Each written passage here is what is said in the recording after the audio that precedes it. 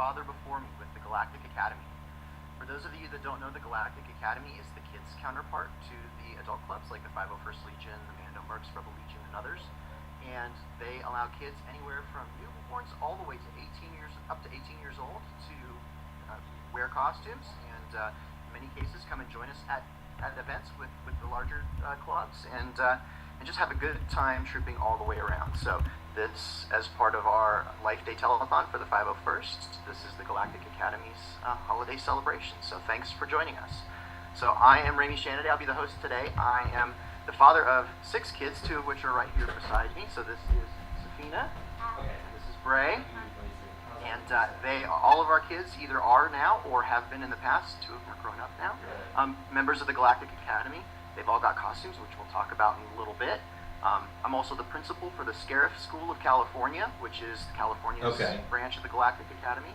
And I have many hats that I wear within the 501st Legion. Sorry. Cat turned on the screensaver. Also one of the co-hosts of the Dad Batch podcast, where we talk about Star Wars stuff, costume making, and being dads and kids. So that's also part of this whole thing. So I'm going to introduce our panelists. I'll introduce the parents, and they can talk about their kids and pets, and we can go around the horn here. So I'll start with Carl and Bernice Miller. Welcome. Tell us a little bit about yourselves and your family, and how you enjoy trooping. Well, this is Elijah. He's a cadet number 5534. He's 4 years old. He just started trooping with us this year.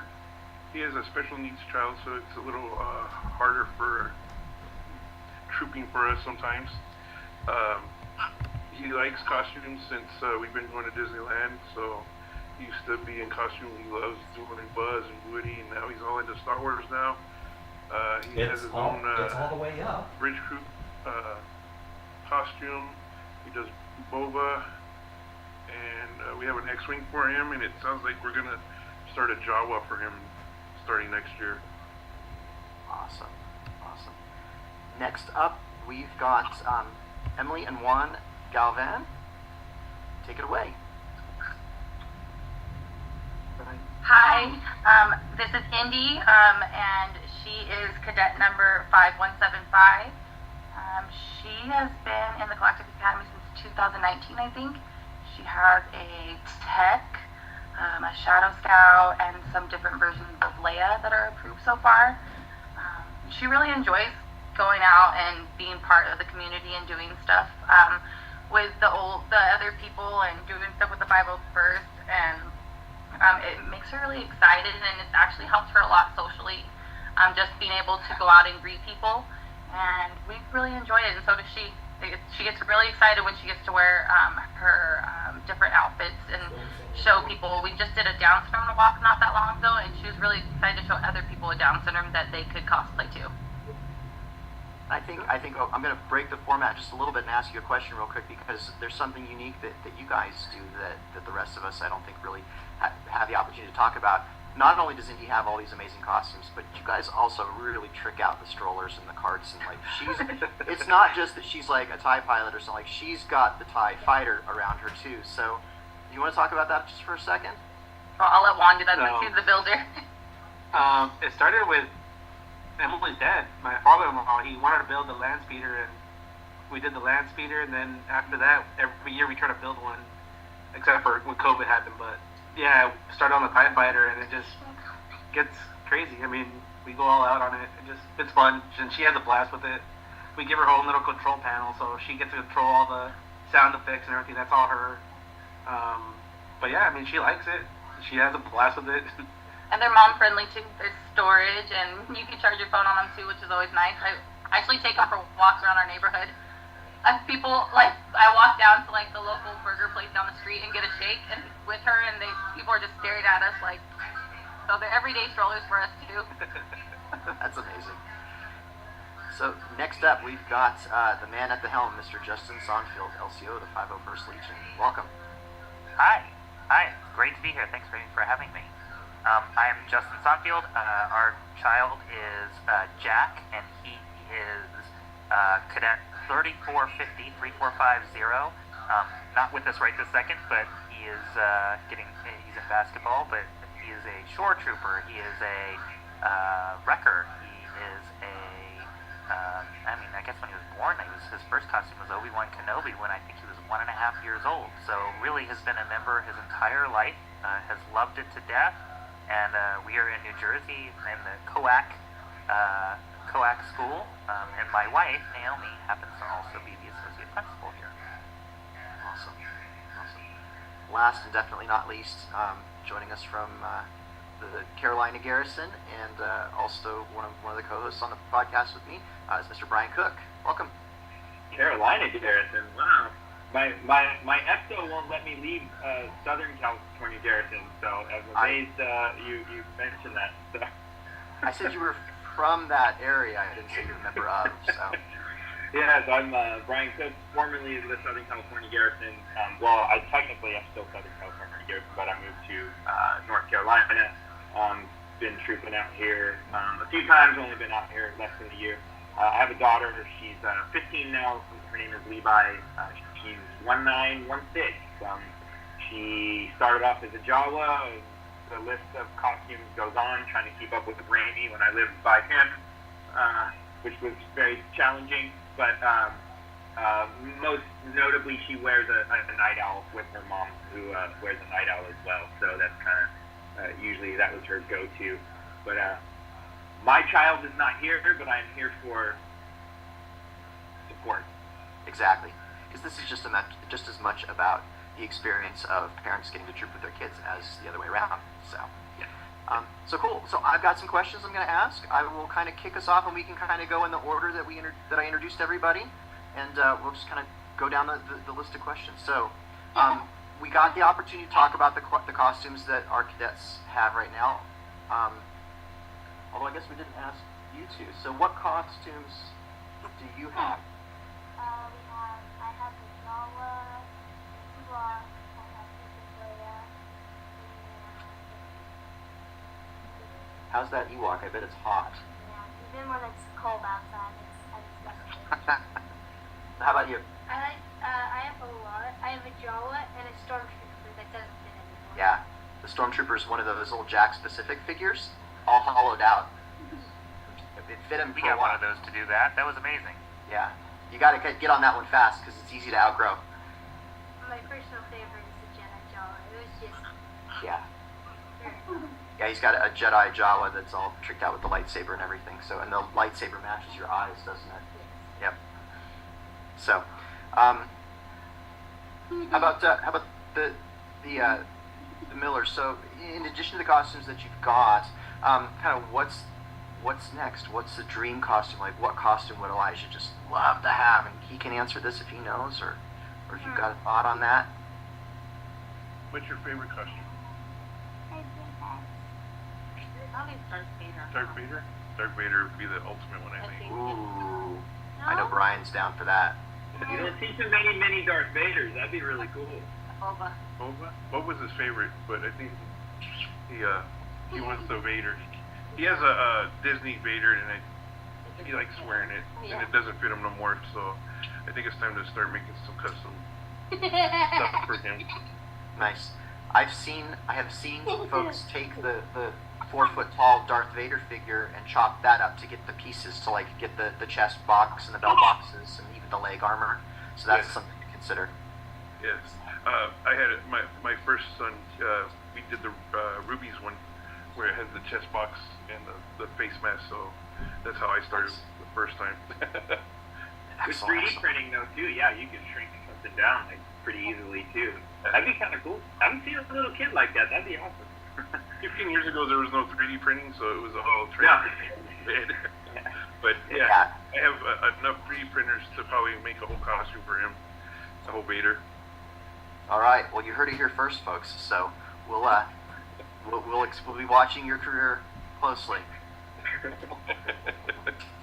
So, Emily and Juan, is there something that Indy like just would love to have? Like, what's her next dream costume?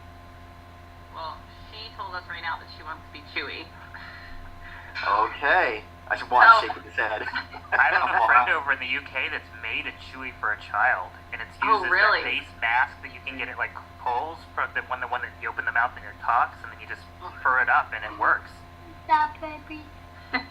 Oh my gosh. Okay. Sorry, Okay. the attention span is gone. We've got Gunji, who's a Jedi. Yeah, that's true. Wookiee, Yeah. Who's a kid. And we might be seeing him soon in something that you guys know is near and dear to at least our hearts. Yeah. So that would be But cool. I We'll have think to work on that.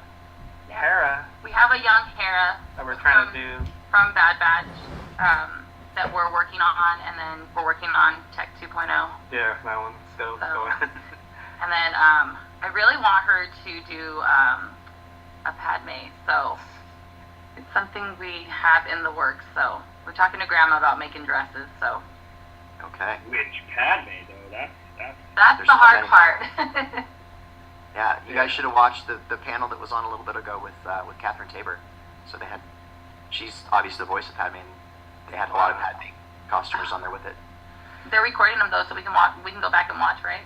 Yes, absolutely. You'll be able to watch all of this. So, Justin, how about you? Anything in the hopper for Jack? Oh yeah. So I mean, we're trying to figure out what to do for London Celebration, since everything's got to kind of go with, and we'll figure that out. But a lot of ours that he does, there's some that he wants to do, and then there's some that become happy accidents off the 3D printing machine when I missize something.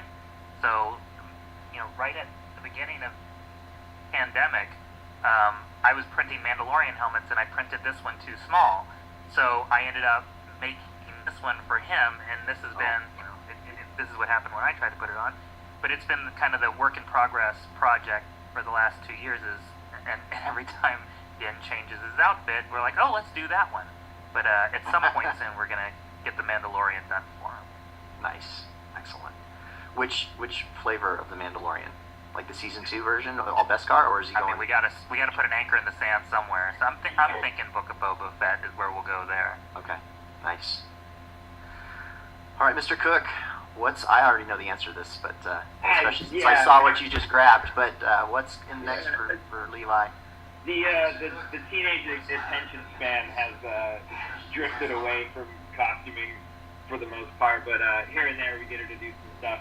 With us doing Bad Batch, she has her like custom Omega that we did. I did print the helmet from season 2, which took me 2 or 3 times to get the sizing right, because this thing it's all 3D printed, so that was tough. She's far too big to be accurate, but something for London, it would be fun for her to have the whole outfit. So you might be getting a request to sew some stuff. That's a separate conversation we'll talk about at a different time. I got you. All right, well that's awesome. So next up, I've got a question for the kids that are with us that can answer. So, what is it like for you once you've got that costume on, and in many cases, like you're hiding behind a mask or nobody really knows you? Like, what's the experience like for you in costume when we're at an event out in public? Like, what is that like? It's obviously different from you just standing here in front of me, because in many cases I just see you as the character. I don't see you as a little kid in a costume. So what's the experience like for you? It's a little chaotic because sometimes with the costumes I can't really see because like the eyes are like that big, and kids are always coming up to me and giving me high fives, and I'm just like I sometimes miss their hand because I can't see, and sometimes I'll have to like find the stick to walk around because I like, don't see where I'm stepping. Oh my goodness. Okay, that's the Jawa that you're talking about for the most part, right? Yeah, and it's the Ewok. Oh, and the Ewok too. Stick. Right. How about you? It's very fun until you find a little child. Then they start screaming and crying, and then you get to show them that you're an actual hero. Right. But sometimes that's cool, right? Like the kid freaks out, and then you get to kind of bend down and like let him peek inside and see that you're actually just a normal person. Huh? Yeah. Exactly. Elijah, do you have fun trooping? What's it like? You want to tell us? Tripping? Yeah. Yes. What's your favorite part? Do you like giving other kids high fives? Yeah. He likes high fives, and then he likes calling them over because some of them are scared because I do Vader, and big scary guys, he's the one that's always trying to help them come over and try and calm them down. Yeah. That's right. I've seen him do that at an event, and he does a great job at that. If there's a character that the other kids are scared of, he'll be like, come on, and kind of hold their hand and pull them over. He does a good job at that for sure. Indy, what's your favorite part about wearing your costumes? What do you like to do when you've got your costumes on? Really? No, What do you what like to do? Don't be shy. It's okay. No? Say Say it. it. She told us when it was muted. She likes to do the parade, she said. Oh, for sure. She likes to Parade, wave to parade. everybody. Yeah. And she said she feels brave, too, when she has her helmets on. Exactly. Totally accurate observation. I've seen kids that are otherwise completely shy totally come out of their shell when they've got that costume on, because they're just an anonymous Jawa. They just can get away with anything. So, and I also see like the other kids like will get down in their faces and want to be like, how do you see? And all that stuff. So, Yeah, she actually, because we, like, started dressing up for, like, Halloween, and we really like Star Wars, so it was always Star Wars themed, and then, she started, like, doing a little bit of cosplaying, and we would let her wear, like, her Kylo Ren and stuff to Disneyland, and she won't ride, Rise of the Resistance or Smuggler's Run unless she's in costume. If she's in regular clothes, she has anxiety and gets all worried, and we end up not riding it. So when she's suited up, she's 10 times braver, and I think it showed too at Star Wars Celebration. We're a little worried to see how she would be on stage, and she went up there and was proud of herself and super brave. that's fascinating. That's an amazing aspect of this. Justin, go ahead. I think. Yeah, no, I want to echo the whole Star Wars Celebration moment. You know, Jack had this amazing opportunity to share the stage with Indy, and they were the little mini dad, or mini kid batch, the bad batch. And, you know,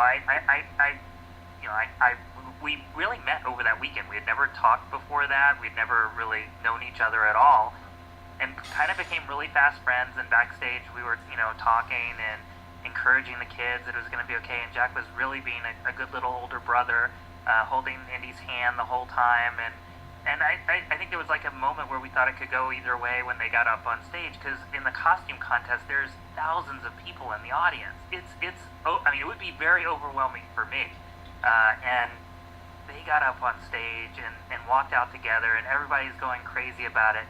And then Indy just sits there and just starts waving to everybody and owning the stage like, oh, this is all mine. This is, you know, and then we had to yank them off because they didn't want to come wanted off. to stay. And why would they want to come off? It was their moment.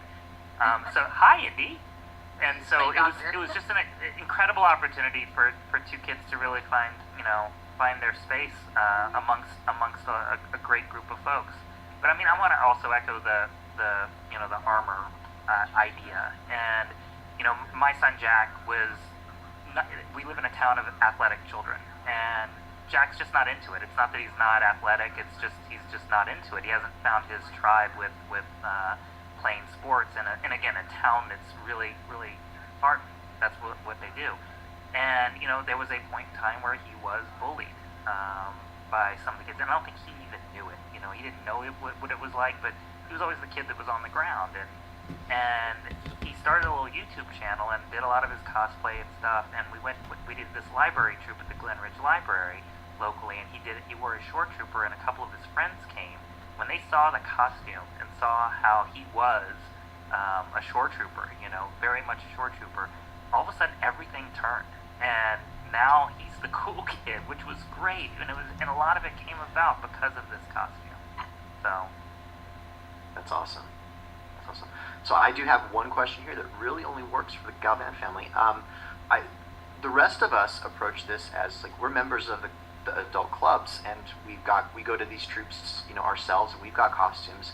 That's a little different for you guys because you two, even though we're working on that, positive peer pressure to get you two to join. However, you're not members yet, and so I'm curious, and I don't know if you would know this yet until maybe you've had the opportunity to see it from the other side, but is there a difference in the experience of bringing your cadet to an event and having them hang out with everybody else when you're not in costumes, like, because again, for like Carl and Brian and Justin and I, we just show up at a troop and bring the kid with us, and they're just there, and we're part of the event as well. Have you seen that there's any kind of difference in that dynamic from your side? Just I think because I'm the one that usually gets contacted to like set it up because we get invited by people we know in the 501st. For us, I think it's just because we get so like focused on her and like lost in it all, and we make friends with everybody, so we're there. And then I think in the parade when we're walking is the only time I actually notice that I'm not dressed like everybody else. I'm like not part of it because I'm just like a mom walking around, just like another handler for it. So, but other than that, no. I definitely feel like it would be a lot more fun if we were suited up, though. Yeah. What are you waiting for? Everybody heard it Well, here. got a bigger printer, so we're hoping for it. We will agree it's more fun when you're suited up. Oh, Yes. yeah, well. But then we get to see everybody like, oh, that one looks cool, this one looks cool. Like, the reason Tech came about is because I saw Joe in live, and that was like, holy, like, that's amazing. That's why that came about. That day, I think I went home and started printing. Yeah, that day Because it was, lost I mean, husband. but yeah, it's definitely, I started a couple for her, but I just gotta We're keep just going. on the waiting to be painted and sanded. But yeah, we're definitely gonna join. I mean, for sure, we're not leaving this, so Yeah, no, definitely not leaving. And again, the community helped out so well. I mean, everybody we've ever contacted or anything, I mean, they just give you so much information, and just it's cool. I mean, I don't know, I like it. It's fun. It's also like such an accepting community too. It's always about like Star Wars and like you liking it and like what you like about it. And like for us, like Indy has Down syndrome, and so a lot of people always want to talk to us about her disability, which we're okay with. But I feel like the 501st and Galactic Academy, it's all about Indy and her costumes, and it's a free day. It's a little kid. She's a little kid having fun. That's it. And that's what we love the most about it, because it's that time where she's not at school, she's not doing an extra therapy, she's just another kid hanging out, enjoying what she likes. That's awesome. Okay, so trooping at the holiday time is often different from trooping any other time of the year, because sometimes we get to decorate our armor, or the events that we do are quite a bit different during the holiday times. For this can be for the parents or the cadets. Do you ever get to troop with like holiday decorations and decorate your kids, or like do you have a favorite holiday time trooping memory that you want to share? How about the Millers? You want to go first? Well, for us, we did the Ronald McDonald and the Chips for Kids, and they got to put the extra little holiday ornaments on themselves, and they like little jingle balls. Remember that? That's awesome. It's a little it's fun. How about now? I know I've seen some Halloween specific spins on some of Indy's costumes. Is there have we done a holiday, like a Christmas version of that? We haven't done Christmas yet. We have done St. Patrick's Day. Okay. So she was in the TIE Fighter, and we hung St. Patrick's Day decorations all over it. She had rainbow socks on. What was she dressed as? She was an Imperial officer that day. Yeah. So she had her rainbow socks on, and she had St. Patrick's Day flags and stuff like that. And then she did 4th of July too. We just did. Yeah, a little more posts. Yeah, for Halloween. Yeah. Oh, nice. She really wants to do Christmas. Christmas is her holiday, so hopefully soon she'll get to be in one of those. How can it not be? Justin, how about you guys? Well, a lot of times this time of year, somehow or another, there've been these symphony troops, where they do the symphony orchestra, and they've had us, come out and be characters. And Jack has played a Galactic Academy character, I think, at those symphony troops since he was like 3. And Oh, wow. now he, for the most part, he sits on the side and actually works as a mini handler for us. But Christmas-wise, we have a lot of really interaction amongst the clubs, dinners, just spending time together, generally outside of costume. As it gets cold outside here, we play games online, and and are really interactive active with our group. But we have a very, very close group here. The principal is a 501st member as well, and on the command staff in our garrison. So we all pretty much just hang out as much as we can and just kind of share the spirit. And I think this year we're actually doing a gift exchange as well. So kind of Nice. cool. Brian, how about you? I think I'm predicting I know your answer, but I'm going to see. Yeah, that was. That was probably the biggest was Palm Springs parade. I don't know how many years ago, 6 or 7 years ago. It's been a where minute. we had. I think I wore those hats that kind of fit. And I know Levi was Ahsoka, and she had garlands and lights and things all over herself. I think those two had Inferno outfits on, maybe, or maybe that was some of your other kids, and they had lights on and candy canes and all kinds of fun stuff.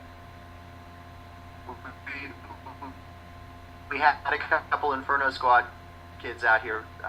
It's the same event actually. So what's your holiday trooping memory? We had to pull the sleigh. And What was the sleigh? It was this really slow, tiny, like toy car that nobody fits in. It was the kids' land speeder, right? It's like, you gotta go faster. You're in the front. Come on. Everyone's going to and I'm like, I'm going as fast as I can. I'm getting pulled behind because of this thing. You guys ended up really having to pull that. Well, I mean, you're a reindeer. You got to pull your weight. Yeah. So and there was a Santa Jawa in the thing. Yeah. Huh? Yeah. Nice. I remember that. Okay, so the holidays are about giving, and this telethon is about giving to the World Central Kitchen and helping people all around the world who might be hungry this time of year. Is there anything that you like to do this time of year to give back to the community or others? And that could be a troop, it could be something you do outside of the clubs, just anything like that. How about the Millers? I think you're muted. Sorry, we're on mute. We It's okay. like to, he goes to preschool, try to help out the preschool and give back as much as you can with them. The community where we live, we try and help out. We decorate the house, so autism speak. Oh, excellent. We try and do a lot for the autism since he has autism and can't speak, so we try as much as we can with that stuff. We have a couple places in our city that we help out during the holidays. That's fantastic. How about Emily and Juan? We do a lot with our school, and we help out and make sure that the class is taken care of and everything like that. But we also always have Indy donate a toy to like a toy drive. Usually it's like the ones in downtown Disney. I think it's Toys for Tots. We'll have her, buy one, give one, just so that she understands giving. And then any troops that we get offered to do during that time, we try to do them all because I know they're usually for charity reasons. So. Fantastic. Justin, how about you? Obviously, this more whole the same. telethon thing. Well, there's that. More the same. We're always trooping. We're blessed up here. We have really multiple troops every single weekend. Everything from libraries to parades, events, all kinds of events. So we're pretty much always working and trooping.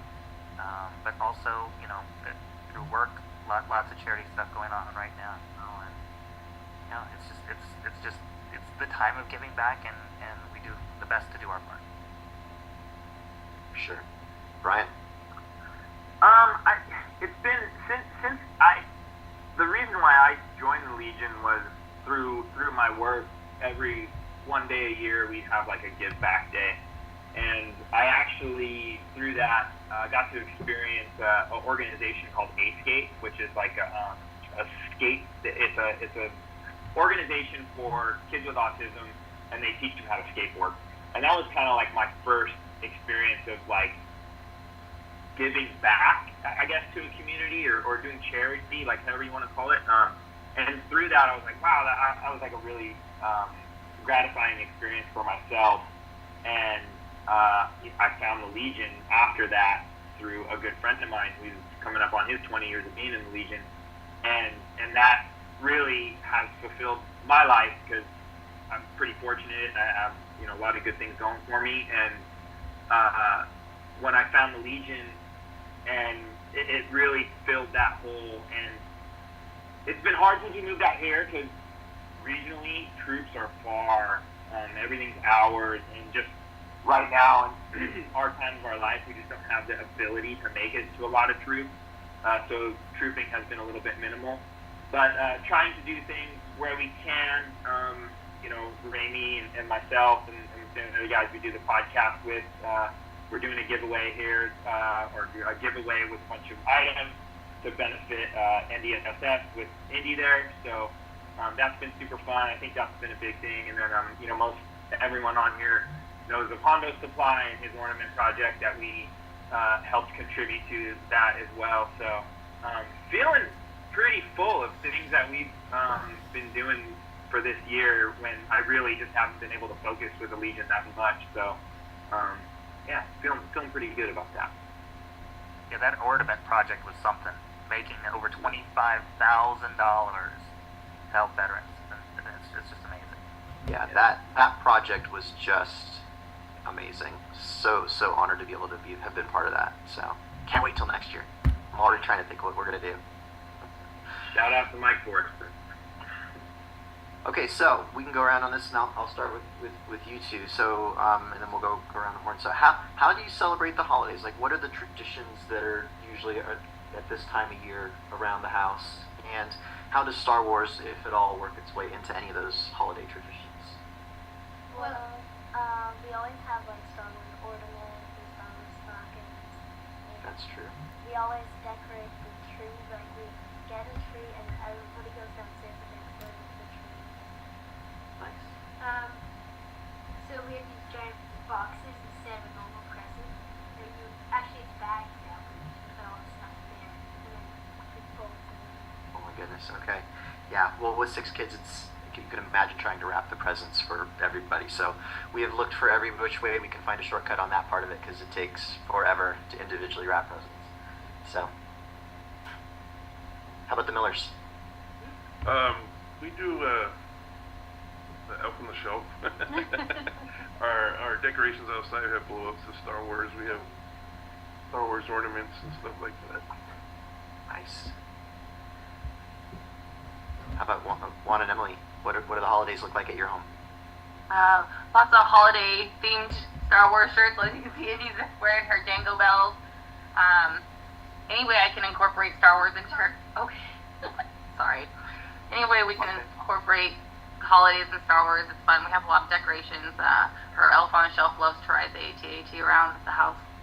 So she'll be, hanging out with Princess Leia Barbie and things like that. So just as much as we can incorporate it because we love it and we just want it to be part of everything. That's awesome. You need to get 2 little Elf on the Shelf sized cats, 2 of them, so you can have cat on an AT-AT. So, Justin, how about you guys? Oh, I mean, Star Wars is a massive part of the holidays. So there's obviously a Death Star at the top of the tree. We're multi-denominational here in our house, so there's also menorah and everything. So yeah, we got a little bit of everything going on. But I think some of the biggest Star Wars traditions with us have been the fact that those movies started to be released, at Christmas time. So we had 15, 16, 17. Where we were able to go to a theater and see a Star Wars movie during Christmas time. We have the Lego Advent Calendar, so that's a daily reminder that Star Wars is out there. But every so often, I'll just hit the little remote button, and the Death Star at the top of the tree starts playing some Star Wars music, and then we really know the reason for the season. Brian, what about you guys? That's awesome. Decorating wise, we have a giant AT-AT that just blew up. Actually, I just heard it start to fire up. So those holiday AT-ATs are super fun with the lights on them. I have a 12-foot Darth Vader that has a pumpkin, and I used to just leave it up from Halloween, and I would just pinch off the air to the pumpkin and put like a fake present in front of it, and then it would all of a sudden be Christmas Vader. I didn't do that this year. That's pretty much it. I usually get pretty Clark Griswold on the house, and my wife Tori held me back this year. So I got my lights up, but I saw somebody on Instagram post they have that giant AT-AT and they took LED lights and made it to where it looks like it's shooting lasers down I saw that. the whole snow scene. And I wanted to rush out and buy the giant inflatable Millennium Falcon that's out there. That's a holiday Millennium Falcon, and then have it shooting at that. But those are expensive. So. That's awesome. Nobody said that they watched Star Wars with the right time code so that the Death Star blows up right at midnight, but I've heard that that's pretty popular too. And so I've got a pro tip for all the parents. All the kids need to cover your ears for this one. So one of the holiday traditions that we've had at our house forever, and our oldest is like 23 years old now, and so we've done this forever. We actually, on New Year's Eve, because the kids want to stay up till midnight, but mom and dad do not necessarily want to stay up till midnight, so we start at like 1, 2 in the afternoon, slowly adjusting the clocks ahead, a little bit at a time, so that by like dinner time, the kids think it's like, they're basically on East Coast time. And then we watch the East Coast feed of the ball dropping in New York. Kids get to like set off their little poppers and say Happy New Year and cheer, and then they go to bed at 9 o'clock because we're on the Pacific Coast, and we get to go to bed at our normal time since we're not night owls. That is hard. So like if she ever tries, I'm using that. That's one of our sneaky little holiday traditions that we've always laughed about. So, and the kids are old enough now; they've figured it out. And within the age of the iPads, and like it's impossible to set all the clocks now. So, but okay, so we are running close to our time. We're going to start doing kind of lightning round stuff. So I'll ask a question, and you guys will just go in sequence. We'll start with these two, and then the Millers, and the Galvans, Justin, Brian, and we will go around the horn. So, have you ever watched the Star Wars Holiday Special? Yes. Okay. How about the Millers? Yes. Okay. Galvans? Yes. Okay. Justin, I know your answer. Oh yeah. Brian? Oh, gosh. Hunter's hard drive next time. I've never watched it. Wait, Okay. bonus round just for me. Who watched it live? Like when it happened? Just anyone else other than me? Oh, I'm so old. You just dated yourself, dude. All right. Favorite holiday movie? Nightmare Before Christmas. Okay. Yeah. Ooh, nice. I shouldn't be surprised by that one. Millers? It's either Home Alone or Nightmare Before Christmas. Okay. Go on, Emily. National Anthem? Yeah. The holiday Oh. vacation. Of course. Of course. I think that that one's got to be my personal Doesn't favorite. it? Yeah. Justin? It's same holiday or Yeah. Christmas vacation. Yeah. I Right. dressed up as Cousin Eddie, not this Yes, you do. Halloween before, and I stood on the street corner because we brought our candy outside to give the kids, and I stood on the street corner with a beverage in my hand and a big cigar, yelling "Merry Christmas," and the kids would look at me, and they'd go, "It's Halloween, dude," and I'd just be like, "Merry Christmas," and then the parents would come up and yell the profanity, and I was like, "I didn't say it, you said it." So, national anthem. I think when you shared that, we all had a heart attack over here. Go for it. My wife was like, "You are not wearing little shorts." Yes, I'm gonna wear little shorts underneath. Yes. Nice. Okay, next question. Your favorite holiday food? That's hard. Chicken. Chicken? Okay. Chicken or turkey. Or gingerbread. Gingerbread's a good one. Yeah, I think I like when we decorate food so it's like holiday. So I like The decorations on the food. Okay. Elijah, what's your favorite holiday food? what do you Pizza. Pizza. What's Indy's favorite holiday meal? I'm sure it's all the candies that she gets to have because when there's parties and stuff, I don't limit her. So she's probably enjoying life, not having any limitations. Nice. Justin? It's this one time a year we make a hot chutney tenderloin, steak tenderloin on the grill in the back, and it's amazing. All right, That's what I dinner, look forward to. dinner at your place. Yeah.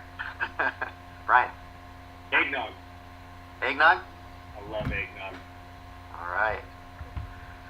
All right, favorite Star Wars related toy? Well, I remember one time on Christmas I got this match card game and you like flip one over and you get the next one that you flip over. Like Okay, yeah. Got the You gotta matches. find the matches. Okay. Are the ornaments considered a toy? Sure, why not? The ornament. The Christmas or tree ornaments? Wait. Okay. The one that tells the story. Yeah, we've got the ones where like there's 7 of them and they all interact with each other. There's like a TIE fighter and then an X-wing, and like you push the button on one of them and it pretty much ends up playing like 45 minutes later. It's done. It's pretty much taught you through the entire episode 4. It's crazy. So, Elijah, favorite Star Wars toy? No. Oh, a Lego Battle Droid. Nice. I do like you. Right.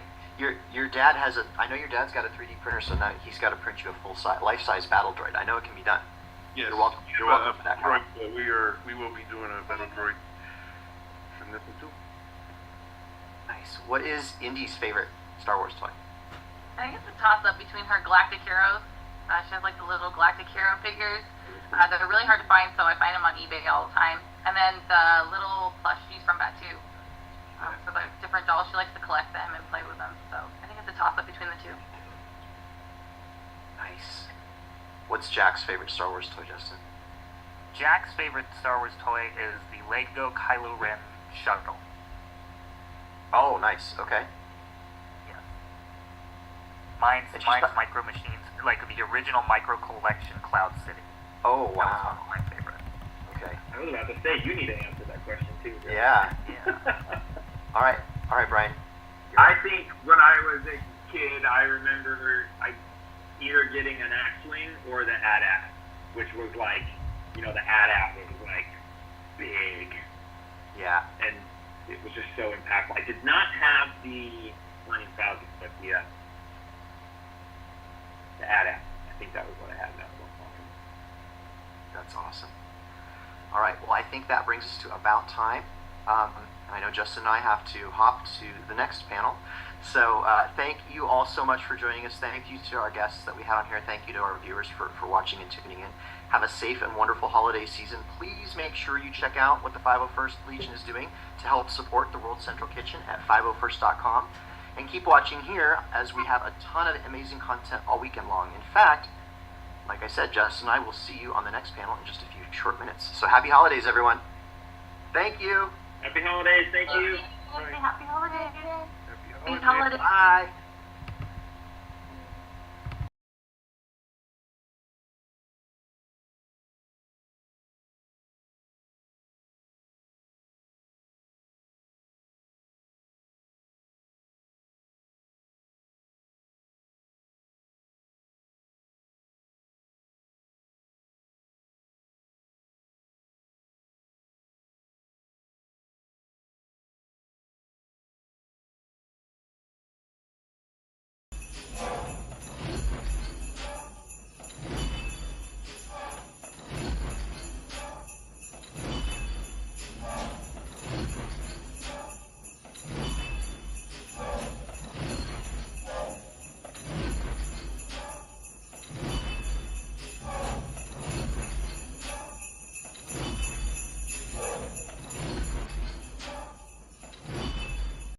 Hi guys, Jay here, aka Captain Typho, this guy over here, and also TK6352, sending a special shout out to the members of the Fighting 501st Legion as you prepare for your Life Day celebrations. Now, I know that you've got a special event coming up this weekend that will benefit the World Central Kitchen in helping local food banks through the Global Food Banking Network. And I want to thank you on behalf of not only myself, but those in the public who see your work and understand what you do for the community. I am a huge fan, also a member, but most importantly, I am here to support your work.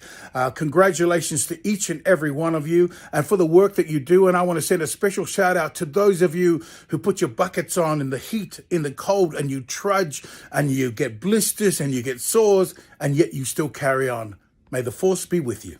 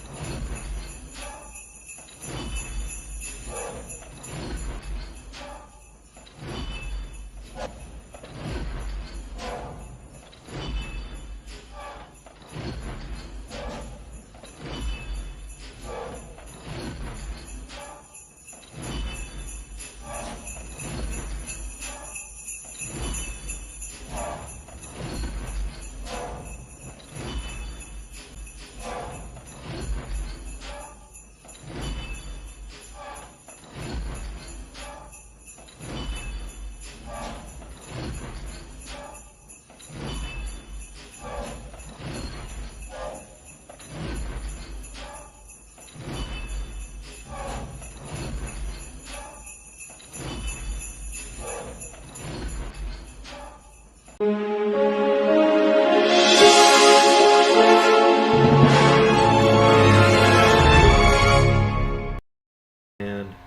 go.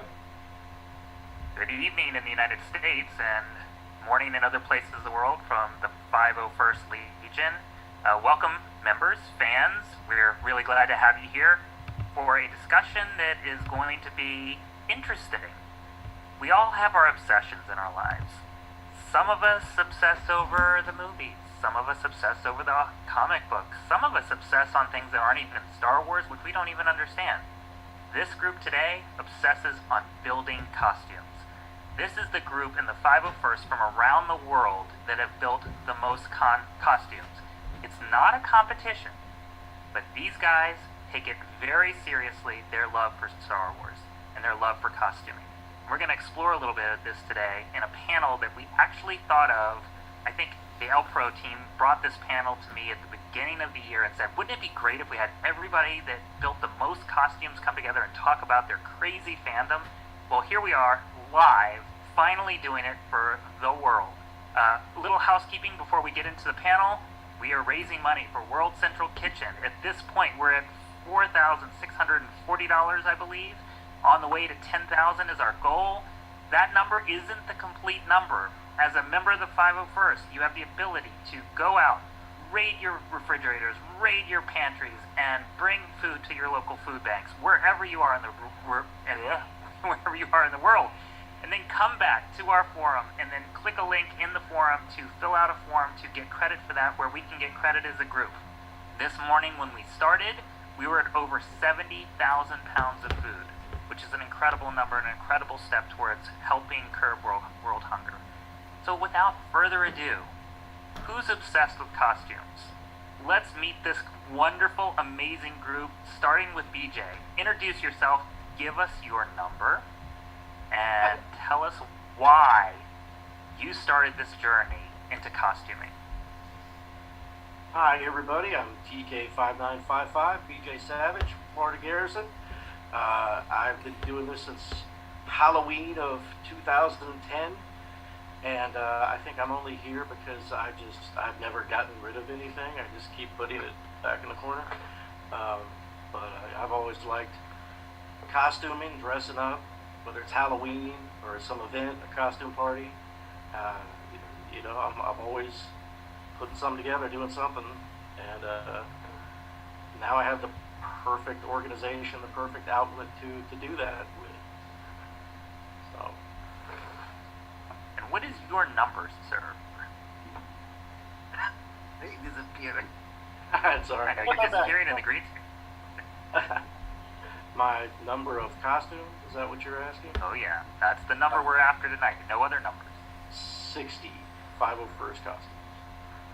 60 costumes. We're gonna break that down a lot in the next hour. All right, 60 costumes. Vincent, Yeah. tell us a little bit about yourself. My ticket number is 2100, and I've been in the Legion since 2012. I started my journey in 29 actually with the first costume, and I was a 181 type pilot.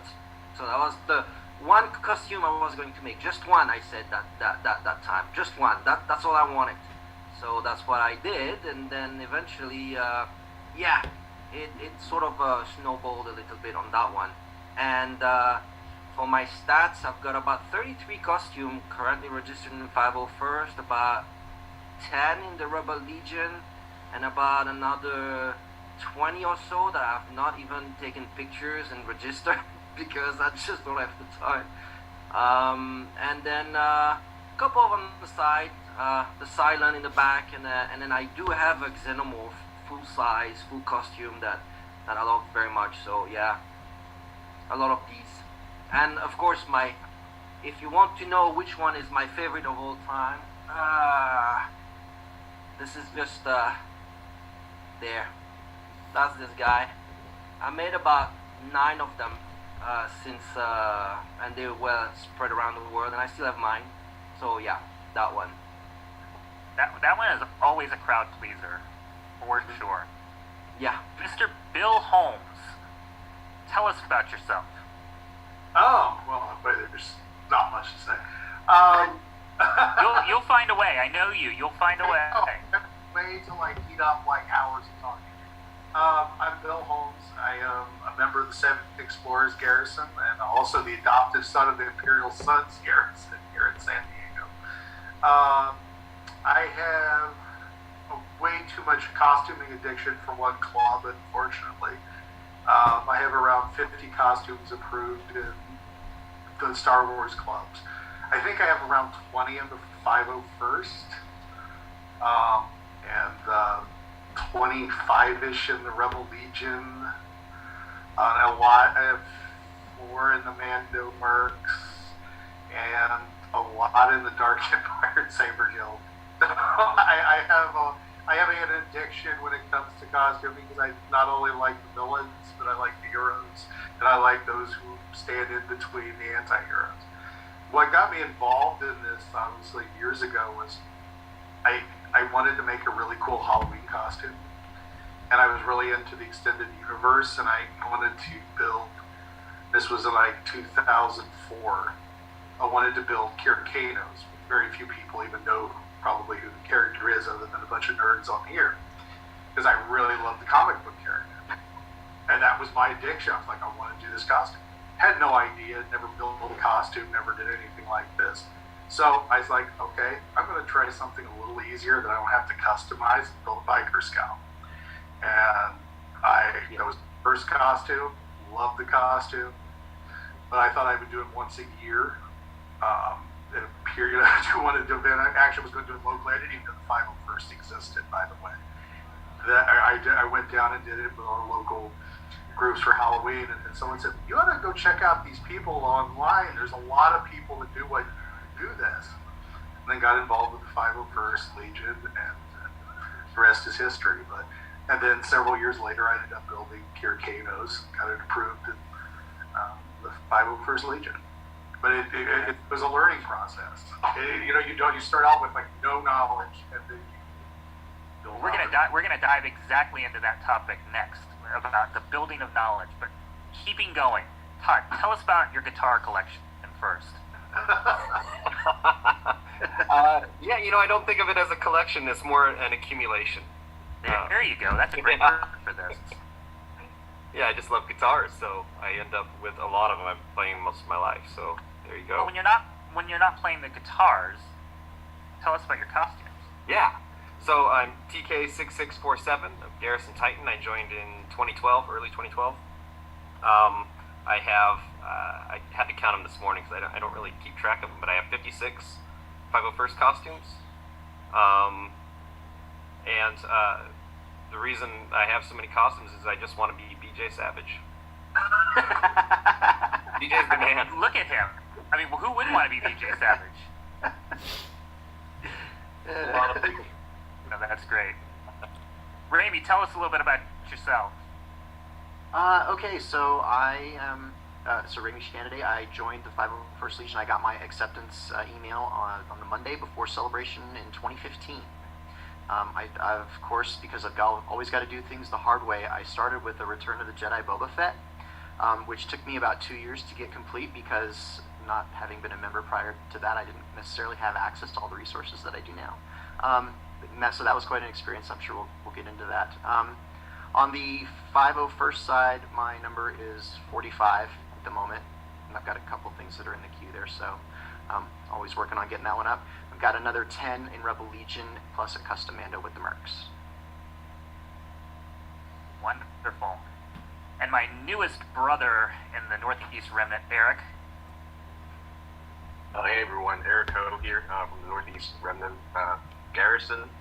TK number 77520. Costume number officially approved. I was just actually counting just now. 38, and then there's a few, as probably we'll get into, like all of us, in the hopper that we're in the queue that we're working on. And then I also have quite a few over on the Rebel side as well. Outside the Star Wars fandom, a few other things. Really got into it, I think. It started with a Stormtrooper for me. And then I think once you get started with that, you just realizing there's all these really impressive things. And I'm accumulating tools around the house. I learned how like there's sewing, all these kind of things. I'm like, I might as well just keep on going, get this train going. And then before you know it, you start losing track of the numbers, and that's kind of where we are right now. Wonderful. Ricky, wonderful to see you. It's been some celebration. Good to see you again. Likewise. Hello, Ricky Resurrection here, TKID 74259 from the Golden Gate Garrison. Oh my goodness, my Star Wars story pretty much started with an obsession with. It's a Kenner legacy, you know. Growing up, young kid in the Philippines, before gaining access to VHS tapes of Star Wars. All you have to hold on to your fondest Star Wars memories are the 3.75 action figures. So that has fueled my continuity of the love of Star Wars. So 2016 happened. I was part of the explosion of TK stormtroopers, and you know that was an opportunity for me to be an action figure myself, or be an action figure for other people who are just in love with people like us who wear the costume the way we do. So I guess it snowballed from there. It's a bug that when it bites you in the rear, it really holds on. Number wise, with the 501st Legion, I have 30 approved characters, and with the Rebel Legion, I have 10. So, yep. Wow. Okay, and our last panelist, Weiwan, how are you? Hi. Oh, sorry, my son is here. This is wonderful. It is a family affair. Yes. My name is Weijuan Chen. Call me Wei, and my ticket number is 50139. And say Japanese say thank you, Fireforce. And my company is Taiwan Garrison, and it's my son, and he just broke my toy. Oh my god! When they do that, it's not fun. My god! But in this group, you're giving something else to build, and I gotta think that there's a positive to that, right? You know, so to say that's 5 years 5 minutes ago.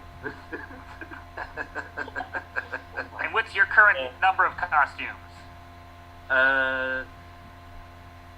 Babe, I don't 58. Wow. Well, 48 maybe. I don't counting right now. And my English is too bad, so I want the Erica can help me and the translation my English. Oh no, you're good. You're good here. It is all good here. So, you know, it's one thing to go through the numbers. It's impressive, and you know, I'm sitting here with a couple of costumes myself, and I know how it started. But for the people that are out there watching this video, it's more important for us to talk about how it all begins. And I think that one of the things that, you know, I get asked a lot about is, how did you get into this? How did you know how to 3D print and finish? And the answer in my case is, I knew none of this. I was one of the people that bought that $350 kit from Anovos that was given around 2015, and it arrives in my door in this big brown box, and I'm not a member of the 501st, and I didn't know what tools to use, if I needed to use glue, if I needed to buy Velcro, how to strap it. And I had gone where a lot of us go, to whitearmor.net, and gone to the forums there and started looking at some of the build threads, and that really walked me through it. BJ, take us to your first costume and tell us, what did you know, how did you know, what resources you used, and help some people here out that want to get costume number 1 off the ground on where to go. Well, the first thing you have to do is just jump right in. you know, because you'll just have that pile of white plastic sitting there for months. You know, I mean, I'm not saying don't research, but do something. You know, figure out where to start trimming. And my first costume was a biker scout, and I always remember when I first got it complete, and we were taking pictures, and I kept smelling the E6000, which is blue. And so now every time if I do a new costume, I'll smell that, and it brings me right back. You know, I'm like, oh, it's like the first time. Did you come with any skills? Did you know anything about sewing or patching or anything? I've put together models, I guess. It's kind of comparable to that, you know, only on a life-size scale. I can't sew, believe it or not, but I will glue the devil out of something if I have to. You know.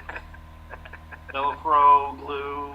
Boy, I've had to use staples if need be. We'll get it done, you know. You say a smell that you're familiar with. Mine is the kicker stuff to super glue. I think that's the smell that comes to my mind more than anything else. Yep. Vince, tell us about your first journey into this costuming. What was it, and what did you know? And you know, for those of us that know you, you are someone that embraces new costumes as soon as they come out. Really start workshopping them and getting them out there quickly. How did you start this whole endeavor of costuming? Well, it was in 2009, and I was in my office, and some of my colleagues, they knew that I was a big Star Wars fan, so they ran into my office and said, Vincent, do you know there's a group that wears Star Wars costume here in Beijing? Because at the time I was in Beijing, I was like, really? And so it started me into, well, I've got time, a little bit, I've got a bit of money, because you need, and this was a lifelong dream to be a character. So I started researching a little bit, almost get myself ripped off in buying a TK out of eBay, then didn't, and settled for a 181 pilot, because I wanted to have a character that was a bit of a both imperial but also rebel. It's a little bit ambiguous, right? So that's where I settled down, and the first thing I did was to contact the 501st. So I sent an email to the CEO here in China, who told me, well, talk to the guy in Beijing. And then I talked to the guy, and luckily for me, that was really out of the blue, one of the member was French, and my native tongue is French. So I went to a meetup, and then we started to talk, and then the guy walked me through a few things, a few very important pointer, how to choose your kit, and you know, a few of these things, because I knew absolutely zero about any of this. So, and it's been and still today, whatever costume that I'm working on, I have to learn very quickly something new. You said, I was saying, well, you know, the latest thing that I worked on was the Aldani Trooper, and I have dyed clothing before, but not in this manner. And so I had to go and be the small chemist, you know, put a little bit of that, put a little bit of that, turn, test, yeah, until I get the right stuff. And then I'm happy with it. So then I can share it with people and say, right, this is how I did it. Although for anybody that is out there that starts a costume, there's a lot of things that you will learn on the go, and there's more road than one to get to where you want to go. You don't have to be settled on this is the only way to get there. You have to find a way that makes sense to you with whatever you have available in your area, right? And that's definitely an important part. Todd, maybe you can elaborate on that. And you know, you're someone that obviously has costumes that range from fur next to you to probably white armor and everything in between, and then there's this advent of 3D printing. Talk about how that progress between materials developed within you. Oh, for sure. Like most of us, I didn't have any real experience at all. I didn't really even build models before. So there's so much to learn. And I started off with hard armor, and that can be very intimidating. There's a saying that Izzy Keener used to have in Spec Ops, which is measure twice, cut once, then throw up. But you learn, and then after a while, that becomes, you build a few stormtrooper costumes. You're like, okay, I got this. I understand how this works, and you can kind of get there, right? But then it's like, as BJ said, I don't know how to sew, and I can sew, but I'm not very good at it. So my wife helps me a lot with that. But you start working on things with soft parts, and then you transition from things with soft parts to things that might have fur, and then. If you go back to those of us who've been around from 2010 or 2012, or even before, those were pretty much, it was the vac form kits or just sewing, right, or scratch building that way. And you mentioned 3D printing, and I'm a droid builder too, and you've seen this really explode in the droid building community. 3D printing has really created such a the accessibility is so much greater now, and it also allows for, even if you're like doing vac forming bucks, 3D printing your molds or using that as a basis for things that you're going to vac form or that you're going to cast, or just straight 3D printing parts. It's all these different things to learn for materials, but all these different utilities that the different materials and different tools supply, and it just furthers what it is that we can do.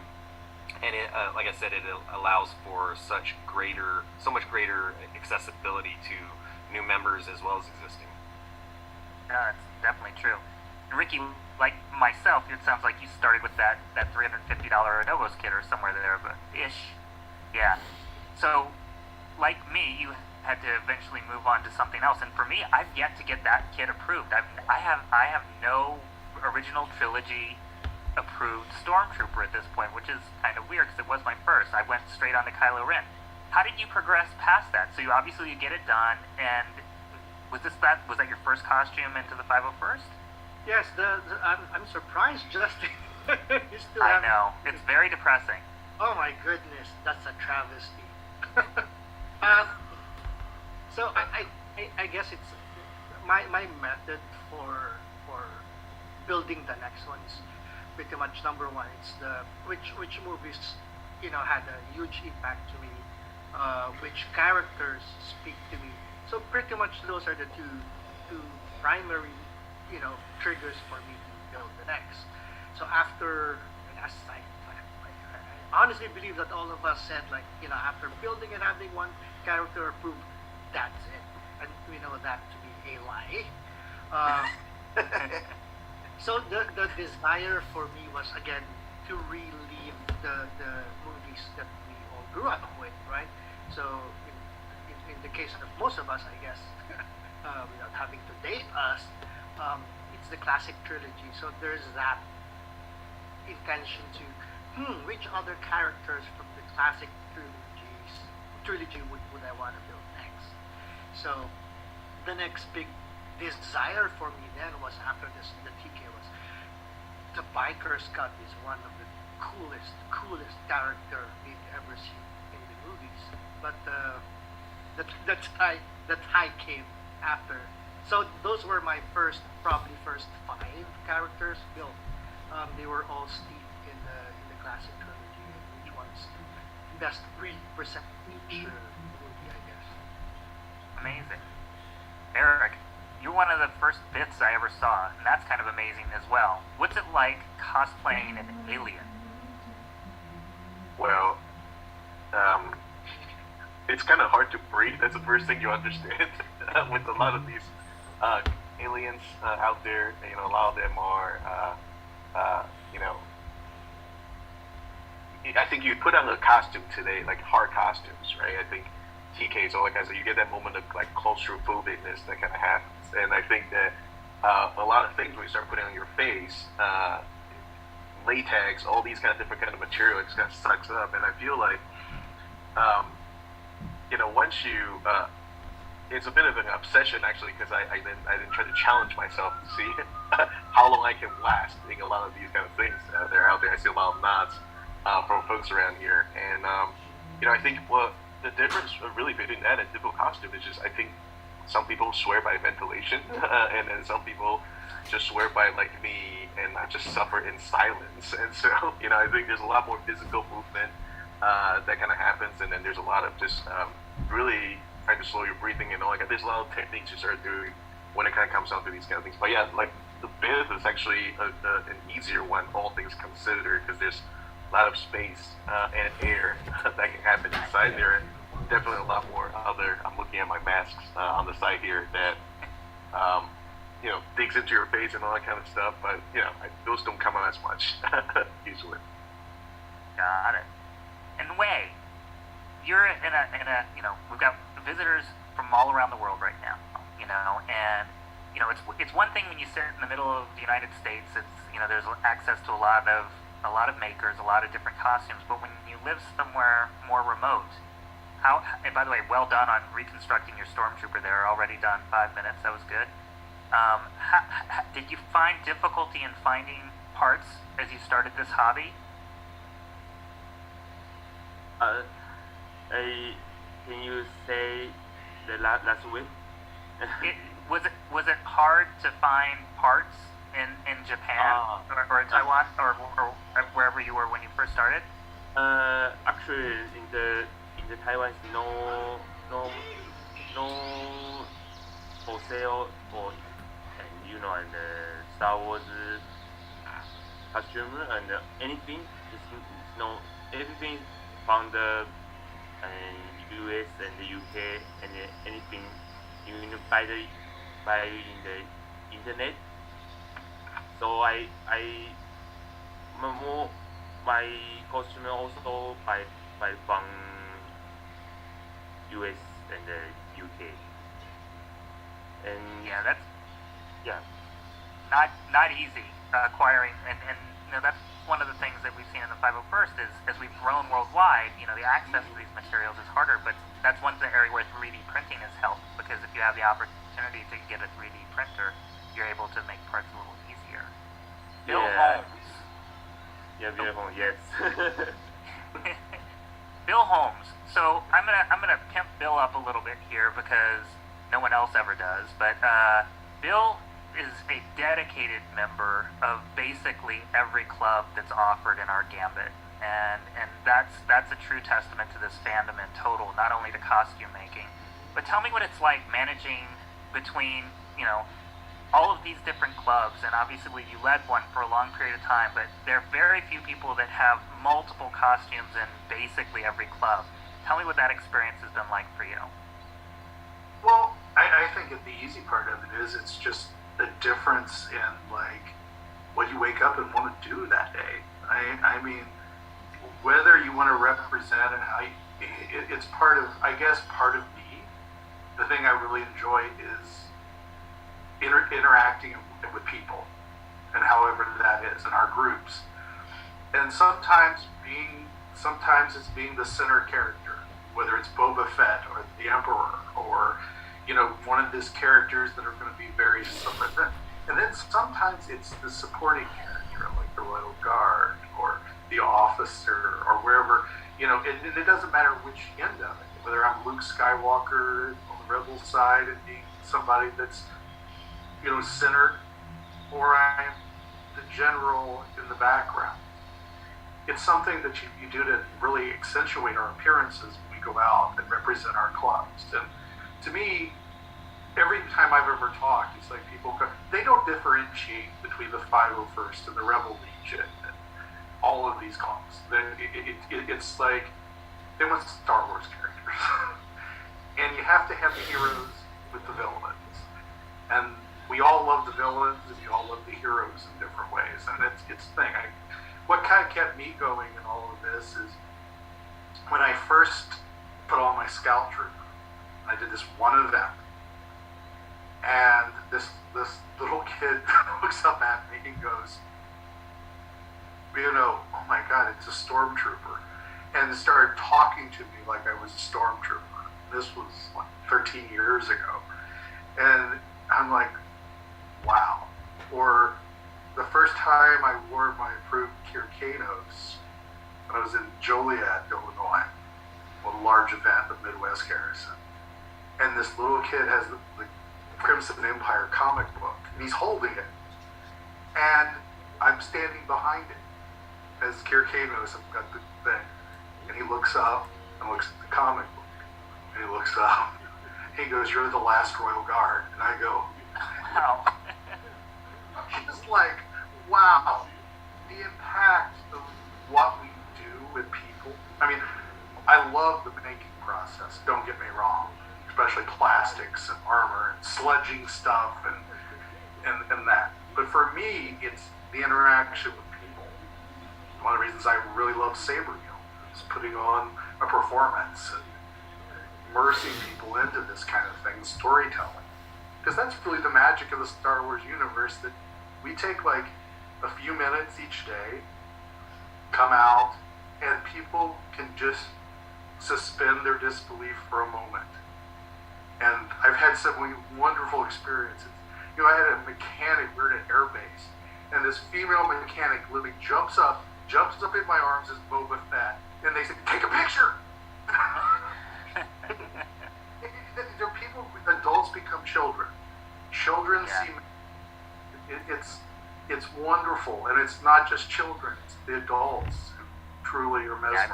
I find the adults end up being almost the ones that say, "Hey, honey, hold the kid while I get my picture with the stormtrooper." I know. It's right? like, I use my child to get the picture. That's right. Raimi, kind of pulling off of what Bill is saying. You know, I think the 501st, the costume clubs in total, and the Star Wars groups, it is about finding in many ways your tribe, and you have clearly found your tribe amongst your friends that are not only in LA, obviously, but or in the Southern California area, but around the world, and you have made a costume group together where you're a group of costumes from a Star Wars arena, and that group of costumes was very new and made off of animated characters. Tell us a little bit about the journey of finding other strangers or friends that want to go down this road with you and make this happen. Wow. Okay. So I mean, it's always fun to troop in a costume. I mean, any of the costumes, especially the ones that we're passionate about. But when you get a group of characters together that are all from the same kind of part of the universe, you know. So Justin, I mean, you're talking about the Bad Batch. So we've got the whole Bad Batch squad and even an Omega within our group, and so that's. It's one thing, like I said, it's one thing to wear one of those costumes, but when the whole squad can kind of kick in the door to the convention center and roll in and be like, "The cavalry has arrived," so it's those moments where it's kind of takes it and just cranks it up to 11, and yeah, the kind of the family that you build, and that's, you know, a theme that's been coming up a lot, especially lately, just in the groups that we're with, is just the kind of the extended family that you've got with these other members, is really an amazing experience. So, Oh, that's yeah, awesome. Okay. Yeah. Go ahead, Bill. Sorry. Oh, I just. He's echoing it. Yeah. So it's holiday time. Yeah, It's holiday time. We're gonna go for a little bit of some faster paced questions as we're starting to get a little longer in the hour. You know, there's this Lucasfilm archives that lives out there, and all of us are doing our best to make something that kind of lives in the Lucasfilm archives. But what if there was that holiday elf, or Santa, or anyone that was able to give you one present from the Lucasfilm archives? Starting with BJ, what would that present be? Ooh, gosh. Just a stormtrooper, you know, just to have one, like a real one. Be like, "Look, I didn't make this. This is real." Pretty darn good one. All right. Vince, same question. One item, I'd say a Wookiee face. That's the one that I would really like to have. Awesome. Bill, what item are you gifting or getting gifted from the Lucasfilm archives? I have to agree with the Stormtrooper armor, BJ's answer. As a third grader, I actually wrote Lucasfilm and asked if they had any extras. This is a great bill. Wrote, if you have any extras, I want to do a class play of Star Wars. We ended up making it out of like cardboard, but I actually asked, if you have any extra, I would love to be able to get those. So I would definitely say the Stormtrooper memory. That's pretty good. Todd, what do you want? What are we getting out of the archives here? Forlom. Whoa. Okay. All right. Up in the game. Little droid action. All right, Raimi. What do you steal? Well, nobody's stealing anything. What are you getting gifted from the archives?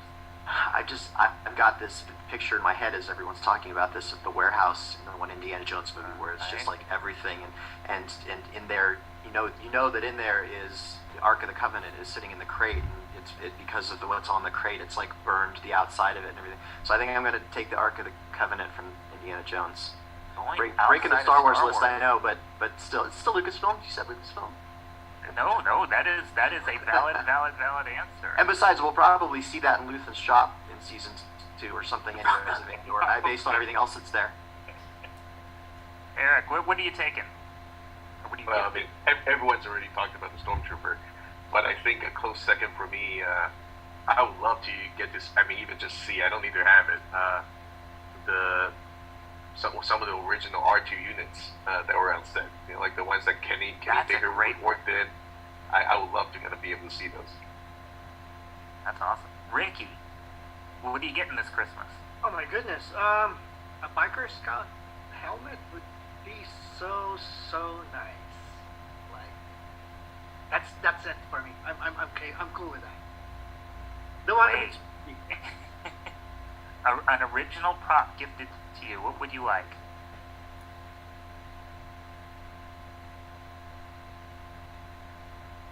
Is that question? Oh, for wait. Sorry, for wait. Wait, go on. Do we have one? Oh, you're on mute. I think. There you go. Oh, it's coming. You had it.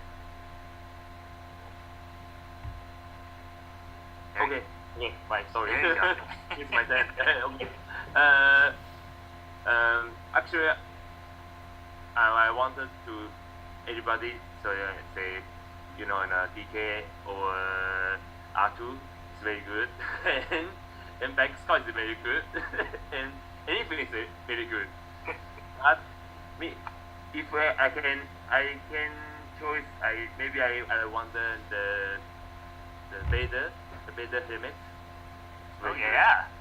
Yes. Now that's a good one. All right, we're gonna do another lightning round question, going around the horn.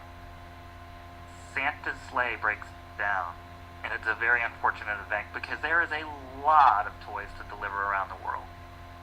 Santa's sleigh is replaced by what Star Wars ship? Oh, come on. I mean, I know. I mean, this is almost like easy for me, but maybe some other people it's gonna be a little bit more interesting. BJ. I'm gonna give a weird answer and say an A-wing. Ooh. Okay. You're gonna go fast. I got it. Vince. Well, before anybody will, Millennium Falcon, of course, and right? just tuck them all down, you know, hide it from the Empire so it can be delivered properly. Nice. Okay, so now nobody can pick the Falcon. Go ahead, Mr. Holmes.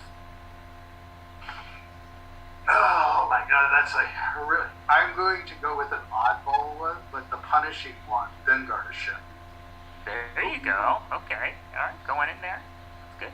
Todd, what are we using to get around the world fast? The Executor. Oh, there we go. There we go. Back where it needs to be. I almost can guess this one. Raimi, what are we using? Well, you're gonna say the Havoc. You're gonna think I'm gonna say the Havoc Marauder, which is true. Although I feel like the clone gunship, when there's not full of clones, has got quite a bit of storage space in there. A lot of storage, good doors for that everything. open up. So I feel like that's a more practical one compared to the kind of Marauder. sleigh looking. Yeah, a little bit. Eric, what are we gonna deliver with? You guys are not thinking big enough. We gotta think storage. I'm gonna go with the Death Star. I mean, you got so much storage in that place. And it can go through light speed apparently, so we're good there. Ricky, what are we using? Hey, come on, storage space, Razor Crest. Come on. Razor Crest. But I'm pretty sure it'll break down at some point, just like That's true. But yeah. But it is kind of appropriate because it'd be like a side quest mission. You know, it's always got to be some sort of side quest. And wait, what would you use to deliver gifts for the holidays really fast?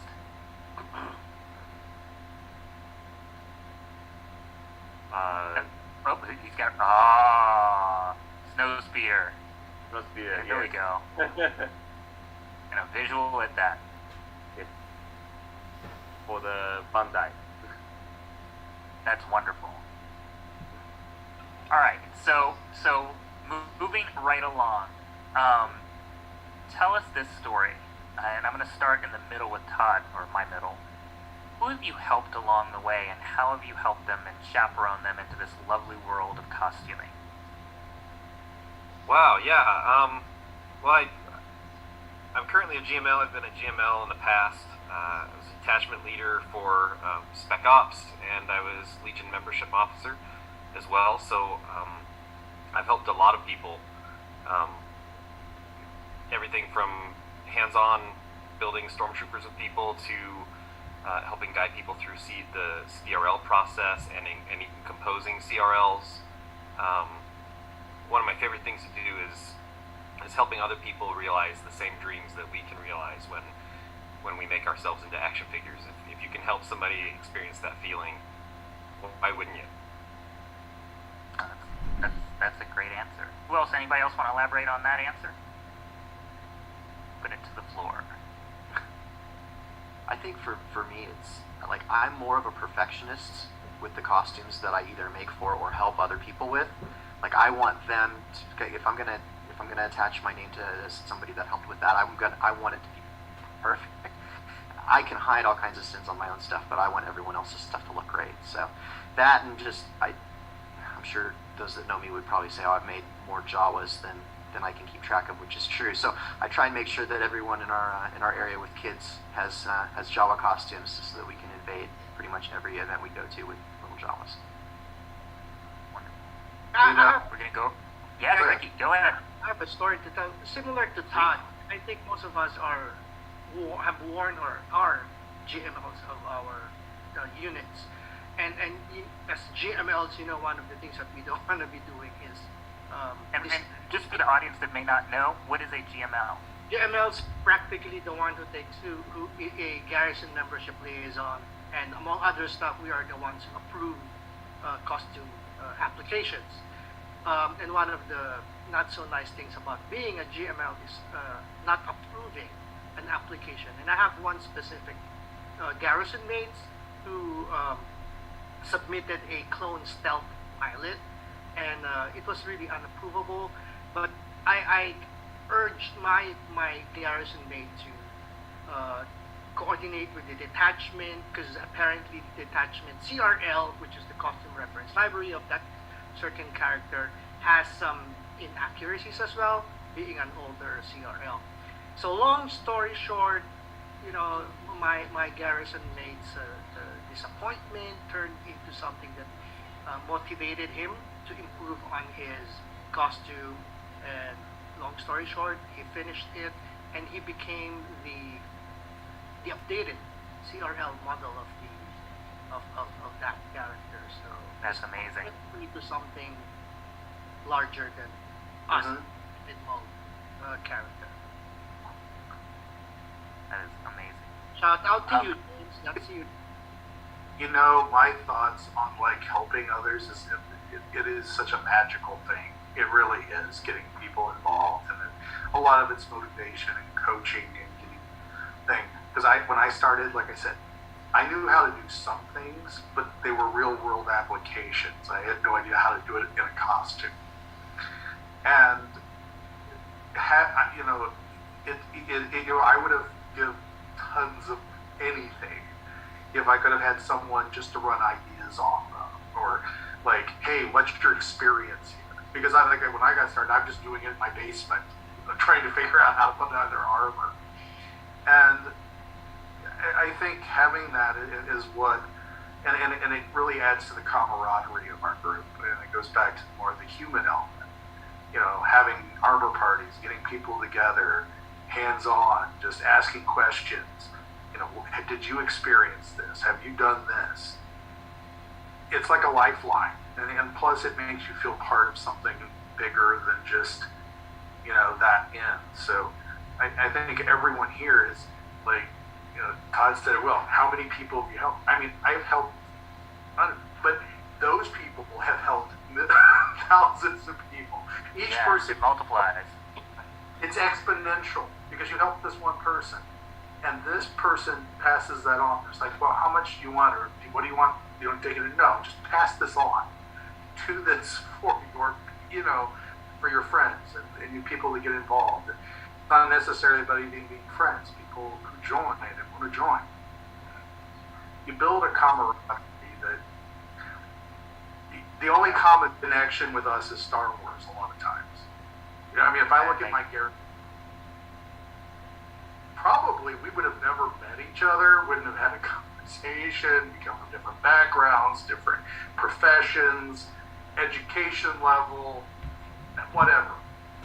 And then our commonality, our lingua franca, is Star Wars. And we can sit down and figure out how to build a costume. And we trade off our skills. I'm the guy, I kind of sew, but I stink at it. But you know what? If you give me some plastic and some sludge or sculpting, I'm in. So you trade out, you help each other. You do. You really help each other. It is. Sometimes it takes a village to build a costume. Well, we're getting towards the end here, so I'm going to go real quick around the room, and I want each of you to tell me which costume of yours is your proudest achievement. And let's hear some variety here, folks. I want to hear some cool costumes that others that and we're putting you on the hook here. These guys all have forum names. They all have Facebook profiles and stuff. You go find them, and if you one of these costumes that they're about to say tickles your fancy, I'm putting them all out there. But anyway, we'll start with BJ. What's your proudest achievement as a costume?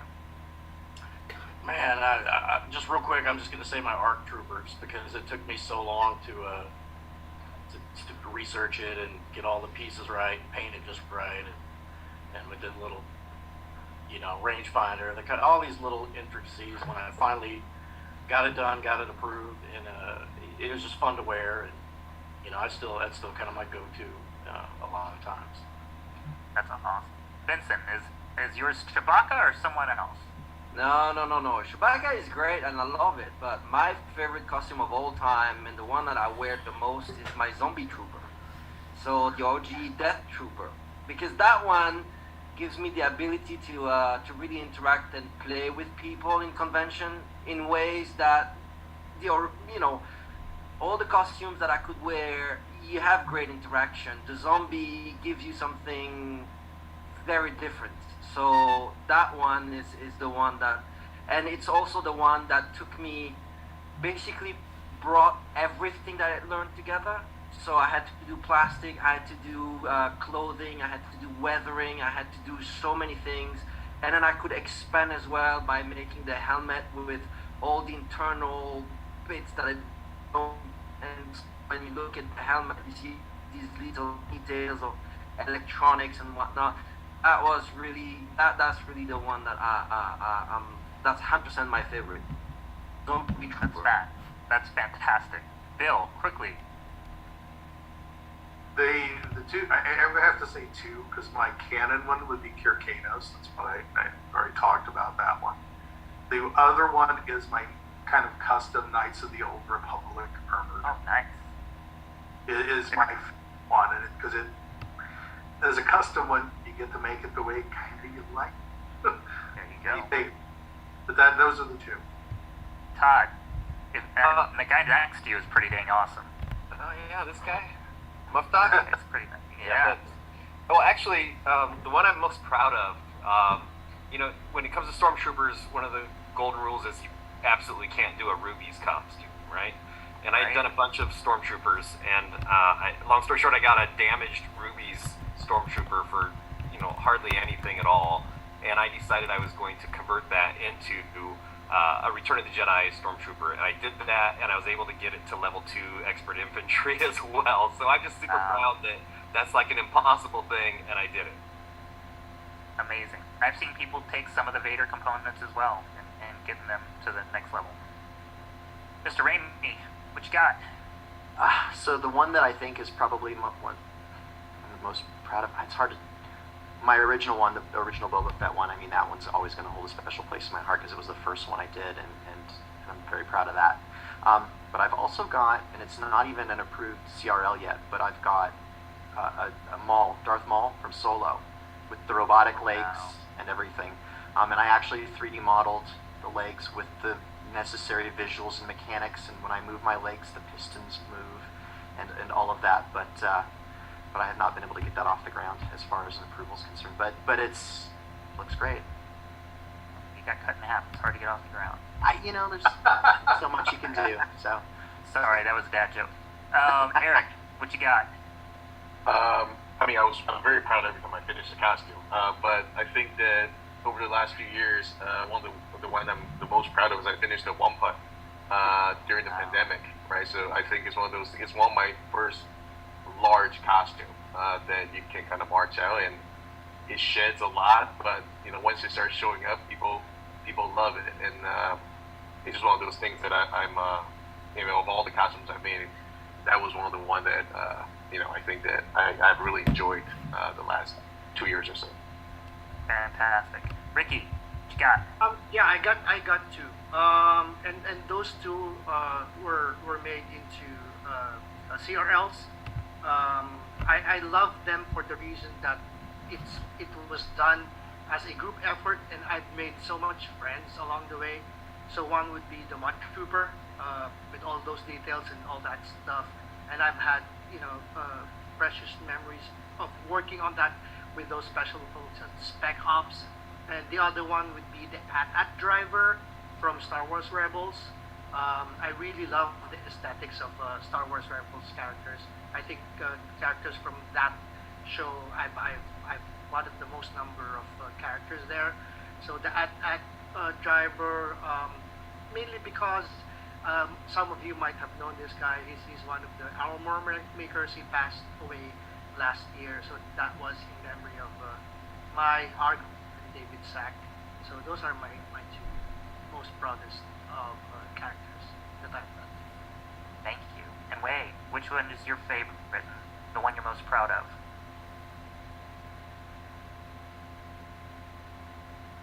Still muted. Okay. My favorite one is the Clone Trooper and the Hunt. Oh, wow. I painting by myself, and I love dogs, so I have two dogs. Sensational. Yeah, I love Thank it. you. Yeah, you're welcome. Thank you so much. Okay, so we are out of time, everyone. I'd like to thank everyone for coming today. This is the costume collectors of the 501st Legion, and they are here for questions and hopefully to bring you down the same path of obsession that we've all gotten for this lovely thing called costuming. We are the 501st Legion. This is our Live Day Telethon. We are raising money for World Central Kitchen.